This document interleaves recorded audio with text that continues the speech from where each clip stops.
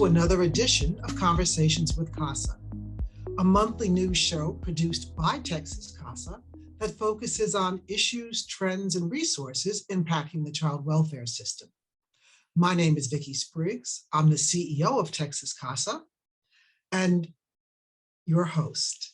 My guest today is Aly Ferrante. Aly is the Advocacy Specialist Team Leader with Child Advocates of Fort Bend. Now, if Child Advocates of Fort Bend sounds familiar to you, it's because in our previous episode, we met with Aly's co-workers, April Shaver and Crystal Van. And we learned that Child Advocates of Fort Bend has some pretty amazing specialized programming for children and young people of all ages. Aly is the lead on their WINGS program, which serves youth ages 14 to 18 plus. WINGS, which I learned is not an acronym, focuses on helping young people acquire life skills, plan and achieve educational goals, develop a transitional living plan, and create a support system of positive adults outside of the foster care system.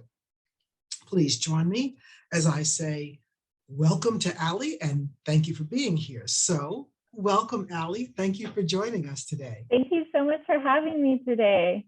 Yeah, we are really excited about the programming you all have in Fort Bend County and really excited to learn about the WINGS program. But before we do that, would you please tell the audience a little bit about yourself and how you became involved with CASA and Child Advocates of Fort Bend?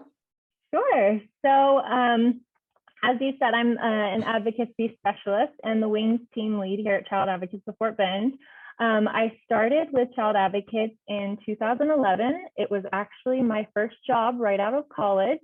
And my first position here was with the development department. I started as a development coordinator, helping out with the events and donor relations and a lot of data entry. And eventually that transitioned into me being the grant writer for the organization. And then during that time, the CASA team always opened up opportunities for staff to help out with the youth programming that they were having.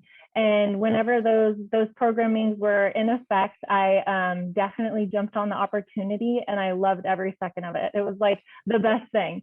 So when this position opened up in 2016, I said, this is it. And here I am today. Very cool. And I guess because you were probably doing fundraising that helped support the program, you really knew about it. So you really were excited about it. Yeah, very good.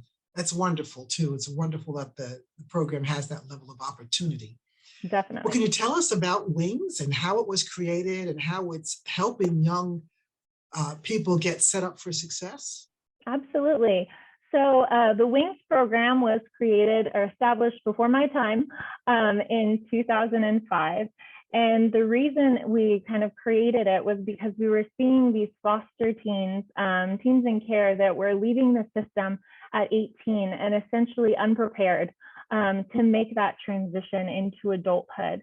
And they lacked critical life skills that they needed to make that transition successful. And so our WINGS program was born in an effort to make sure that our teens were learning those life skills to make that transition successful. And on top of that, make sure that our volunteers were equipped to working with that particular population by preparing them for some of those obstacles and barriers and really arming them with the resources to help youth through that process. So our WINGS program, there are three main pillars to our program. The first is really to recognize and understand trauma. And we say that that is the absolute first step that has to happen. We have to have that trauma-informed lens so that we can really meet youth where they're at and have a really strong understanding of the role that trauma has played in their lives.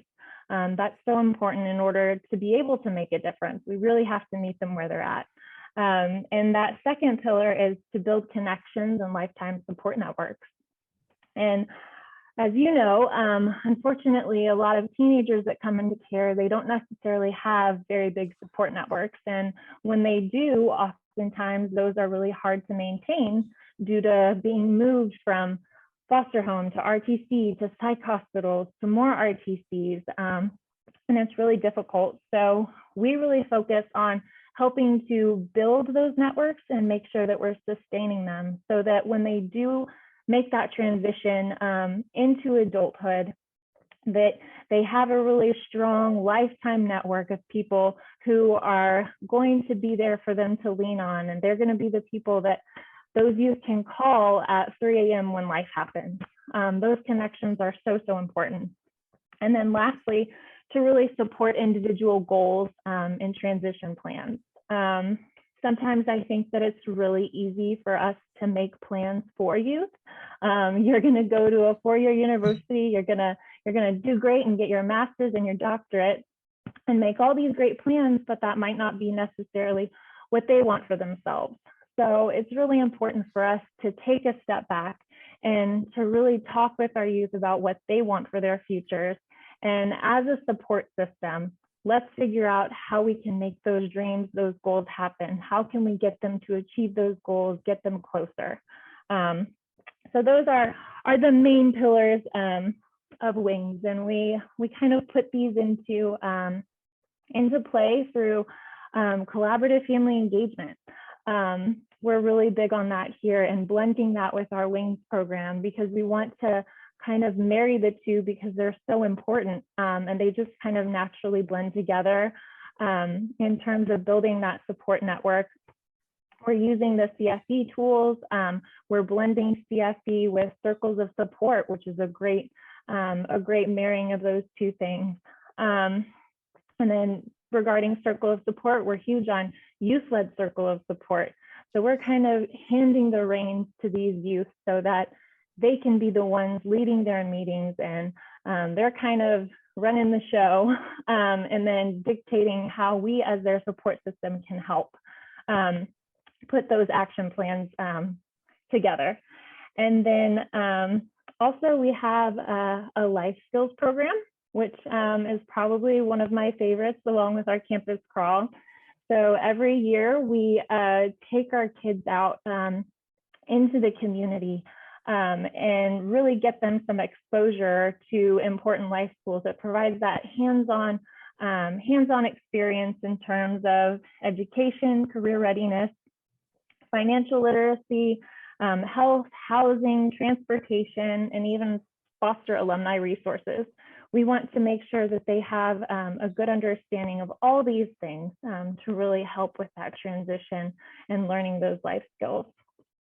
And then for Campus Crawl, this one is definitely one of my favorites. We load all of our kids up on vans and we travel to different colleges and universities and vocational schools and different educational programs that are out there because a lot of our youth have never seen a college campus or they don't know what they want their post-secondary education plans to be. So we want to get that exposure out there just to show them that there are so many opportunities and there's something out there for them. And we're always connecting them with student organizations that are geared specifically towards foster alumni because that's going to be a great support system for when our youth are in college. It's that kind of home away from home organization. And then we also do every year, we have a graduation party / signing day party. We will look for any excuse to throw a party. But high school graduation is something that we really, really want to celebrate here because with everything that these youth are going through, graduating high school is huge. This is a major accomplishment. And we really want to celebrate that. So we just decorate to the nines and invite the youth and their family and their friends, whoever they want there. Caseworkers, we just make a day of it. And they get to walk across the stage and kind of get some gifts. And I think my favorite part is that we invite them to share with this really excited crowd what their plans are and where they're going because, and we just all go crazy, of course. But it's so exciting. We love it. And then another thing we like to do is send college care packages to every semester to our youth that are in college. And even if they are former youth, we still try to keep in contact if they want to have that connection still. And we send them care packages to just kind of give them that support that they need during college, because getting enrolled in college is one thing, staying in college is another. Right. So we want to provide support however we can that way as well. And then I know I'm talking your ear off, I'm sorry. It's okay, it's exciting. Keep going. And then another thing that we like to do also, or that we have done and continue to do, is we have a private Facebook group for our WINGS alumni. So youth that have been through the WINGS program before and have since aged out of the system. But this provides a really good way for our youth to reach out if they are needing resources of any kind.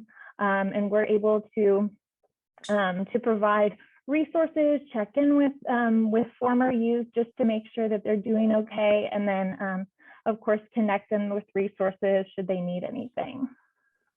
But those are just a few of the things we're doing.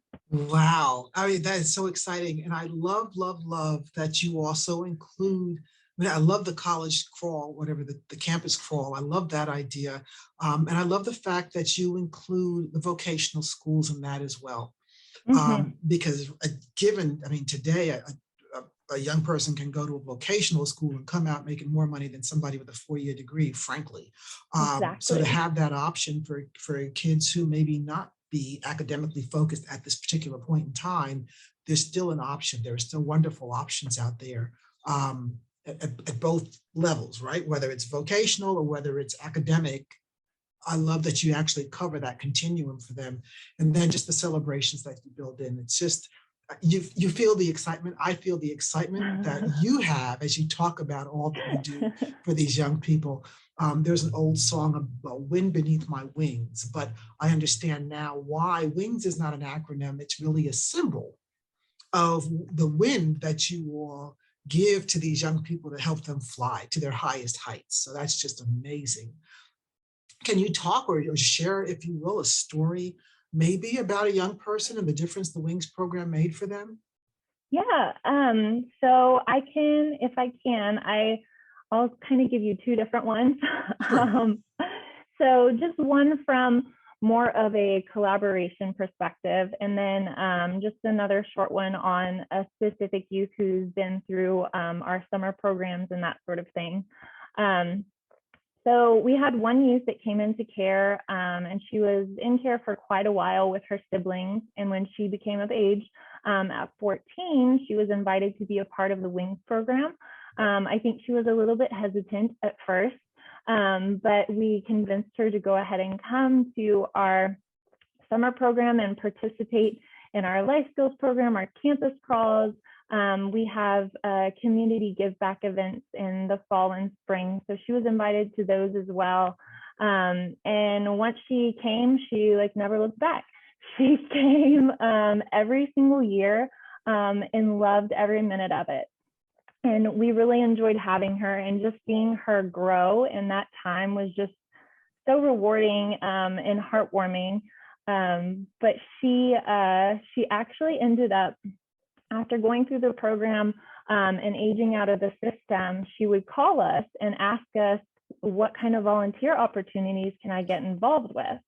And so she came back actually and served as a peer mentor during our summer programs and life skill program. And the purpose of the peer mentor is to really provide a youth who's done it, who's been through it, who's come from similar situations, who can really provide that guidance and just show them hey, you can do this to the kids. And I think that she's wonderful. She just gets along with every single youth that comes in the door. She's welcoming. She understands their situation. And I think that understanding goes a really long way. And actually now she is on our CASA advisory council for the agency. So, so that's been fun. Nice, yeah. And then the second youth that I'll talk a little bit about was he was a teenager when he came into care.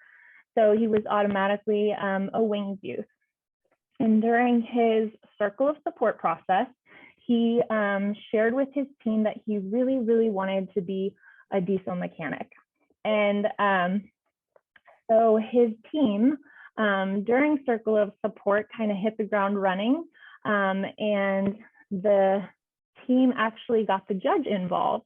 And she met with this youth and the team to kind of talk about how we're going to flesh out this plan of him being a diesel mechanic, because this youth, he actually graduated high school early with a GED. That was something that he wanted. He accomplished that.